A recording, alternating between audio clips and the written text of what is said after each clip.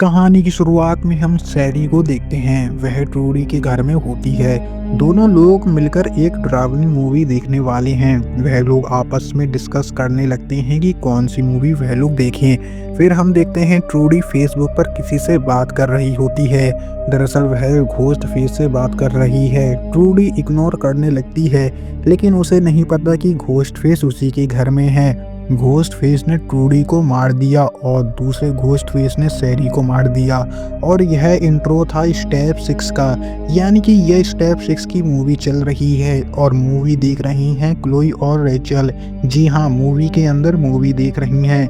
Rachel कहती है कि यह मूवी बेकार है क्योंकि ओपनिंग सीन एक जैसा ही होता है। उसके यह कहने पर क्लोई चाकू से उसे मार देती है। आप लोग सरप्राइज हो गए होंगे और सबसे ज़्यादा सरप्राइज यह जानकर हो जाओगे कि यह भी स्टेप 7 की मूवी है जिसे देख रहे हैं जेनी और मार्नी। सच में यह मूवी काफ़ी ज़्यादा सरप्राइज है। हम लोग गैस भी नहीं कर पाए होंगे कि मूवी की स्टार्टिंग ऐसे भी हो सकती है। दोनों लोग मूवी इसलिए देख रहे हैं क्योंकि वह लोग सिडनी के टाउन में हैं और यह टाउन फेमस है मर्डर के लिए। दोनों सिडनी के कॉलेज में पढ़ती हैं। उस मैसेकर को 15 साल बीत चुके हैं और कल 15वीं साल हो जाएंगे। लेकिन तभी हम देखते हैं घोस्ट फेस वहां पर पहुंच जाता है। पहले उसने मार्नी को मारा, फिर वह जेनी को मारने के लिए चला गया। जेनी उससे बचने के लिए सीढ़ियों से ऊपर भागती है, बिल्कुल वैसे ही जैसे पहली मूवी में सिडनी भागी थी। घोस्ट फेस ने उसे पकड़ लिया और उसे भी मार दिया। इसके बाद हम सिडनी को देखते हैं। 10 साल बाद वह अपने टाउन में वापस आई है। वह अपनी बुक प्रमोट करने के लिए यहाँ पर आई है। सिडनी के साथ रेवेका नाम की लड़की आती है। वह उसकी पब्लिशर है।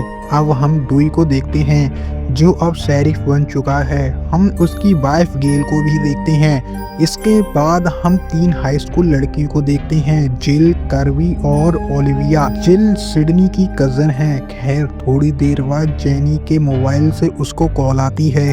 कॉल पर घोस्ट फेस था। उनको लग रहा था कि कोई उनसे मजाक कर रहा है, इसलिए उन्होंने कॉल काट दी। इसके बाद वह लोग स्कूल पहुंचे। वहां पर हम 2 कैरेक्टर चार्ली और रॉबी को देखते हैं।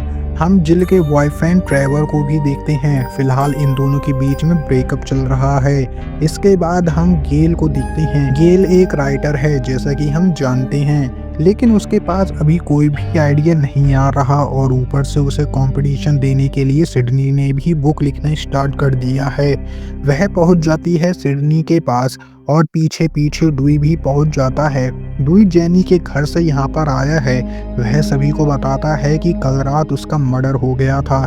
जेनी के मोबाइल की लोकेशन यहाँ पर ट्रैक करी गई है, इसलिए वह यहाँ पर पहुंचा है। सर्च करने पर उसे मोबाइल एक कार में मिलता है। यह कार सिडनी की थी। कार में कुछ तस्वीरें और उन पर काफी सारा खून लगा हुआ था। सिडनी की कार में यह सब कुछ मिला है, इसलिए वह टाउन छोड़कर अब नहीं जा सकती। मर्डर्स की खबर आग की तरह टाउन में सब जगह फैल जाती है। न्यूज मीडिया सिडनी की बुराई करने लगते हैं क्योंकि वह जहां भी जाती है लोग मरने लगते हैं और उसका रिकॉर्ड तो हम जानते ही हैं। पिछली मूवी में जो लोग उसके साथ थे वह सब मारे गए, सिर्फ वही बच जाती है। सिडनी जिल के घर रुकती है। उसकी सिक्योरिटी के लिए 2 पुलिस वाले घर की निगरानी करने लगते हैं। पुलिस वालों के होने के बावजूद भी ट्रेवर जिल से मिलने के लिए आता है। सिडनी ने उसे देख लिया। हम ओलिविया को देखते हैं जो उन्हीं के घर के सामने रहती है और सबसे बड़ी बात यह है वह अकेले रहती है। जिल के पास घोस्ट फेस की कॉल आती है। वह उन्हें बातों में लगाकर ओलिविया को मार देता है। आवाज़ सुनकर सिडनी बचाने के लिए जाती है, लेकिन तब तक काफ़ी देरी हो चुकी थी। सिडनी के पीछे जिल भी पहुंच जाती है, लेकिन वह दोनों वहां पर अकेले नहीं थे। घोस्ट फेस उनके ऊपर अटैक कर देता है। सिडनी बच जाती है, लेकिन जिल घायल हो जाती है। जब तक पुलिस वहां पर आई तब तक घोस्ट फेस वहां से गायब हो चुका था। थोड़ी देर बाद वहां पर गेल भी पहुंचती है। वह रॉबी चार्ली से एक सौदा करती है। वह सिडनी को उनके सिनेमा क्लब में लेकर आएगी और बदले में वह दोनों मदद करेंगे उसकी किलर को पता लगाने में। सिडनी की पब्लिशर रेबेका वहां पर पहुंचती है। वह उसे बताती है कि यह मर्डर की कहानी कैसे उसकी किताबों की सेल को बढ़ा सकते हैं। सिडनी को विश्वास हो जाता है कि रेबेका रुपयों के चक्कर में अंधी हो चुकी है। उसे इस बात की चिंता नहीं है कि सिडनी की जान खतरे में है, बल्कि वह तो किताबों की सेल के पीछे पड़ी हुई है, इसलिए वह उसे नौकरी से निकाल देती है। रेबिका वो गुस्से में वहां से जा रही थी, तभी पार्किंग एरिया में पहुंचते ही घोस्ट फेस उसे भी मार देता है। प्रेस कॉन्फ्रेंस में डुई सभी से कहता है कि सब कुछ अंडर कंट्रोल है। तभी हम देखते हैं घोस्ट फेस ऊपर से रेबिका की बॉडी नीचे फेंक देता है। गेल और सिडनी को लेकर चार्ली और रॉबी के क्लब में पहुंचती है। रॉबी उन दोनों को बताता है किलर हमेशा पार्टी में लोगों को मारता है और कल पार्टी है। अगले दिन हम देखते हैं वह लोग पार्टी में चले जाते हैं। गेल को किलर का पता लगाना था, इसलिए उसने काफी सारे कैमरा वहां पर लगा दिए। कार में बैठकर वह कैमरा से सब कुछ नज़ारा देखने लगती है, लेकिन घोस्ट फेस ने कैमरा कवर कर दिए। गेल ने डुई को तुरंत कॉल लगाई। कैमरा को चेक करने के लिए वह गई। वह देखती है वहां पर एक और कैमरा है, यानी कि कैमरा को चेक करने के लिए कैमरा लगाया गया है। तभी हम देखते हैं घोस्ट फेस उसके ऊपर अटैक कर देता है। घोस्ट फेस ने उसके कंधों पर चाकू घुसेड़ दिया था और बाहर कोई भी उसकी आवाज़ सुन नहीं पाता, क्योंकि सभी लोग एंजॉय कर रहे थे। वह गेल को मार पाता उससे पहले वहां पर डुई पहुंच जाता है। गेल को तो उसने किसी भी तरीके से बचा लिया, लेकिन वह घोस्ट फेस को पकड़ नहीं पाता। गेल बताती है कि किलर भी सारे किलिंग रिकॉर्ड कर रहा है। अब हम सिडनी के घर के बाहर उन दोनों पुलिस वालों को देखते हैं। वह दोनों आपस में बात कर रहे थे। तभी घोस्ट फेस उन पर हमला कर देता है और उन दोनों को मार देता है। इसके बाद उसने सिडनी को कॉल करी। वह बताता है कि सबसे पहले वह उसकी फैमिली को मारेगा और बाद में उसको। सिडनी तुरंत अब जिल को देखने के लिए जाती है, लेकिन वह कमरे में नहीं थी, बल्कि वह तो किरवी से मिलने के लिए गई थी। सिडनी और उसकी आंट वहां से जाने लगते हैं, लेकिन तब तक वहां पर घोस्ट फेस पहुंच चुका था। सिडनी तो बच जाती है, लेकिन आंट नहीं बचती। सिडनी अब बचकर वहां से जा रही थी, तभी वहां पर डुई की असिस्टेंट जूडी वहां पर पहुंच जाती है। जूडी वहां पर बैकअप बुला रही थी, लेकिन उसके पास इतना टाइम नहीं है, इसलिए सिडनी तुरंत किरवी के यहाँ जाने लगती है। किरवी के घर में पार्टी चल रही थी। वहां पर चार्ली, रॉबी और ट्रेवर भी थे। चार्ली ड्रंक होकर वहां से गुजर रहा था। तभी हम देखते हैं घोस्ट फेस उसे मार देता है। सिडनी भी वहां पर पहुंच जाती है, लेकिन घोस्ट फेस ने उसके ऊपर हमला कर दिया।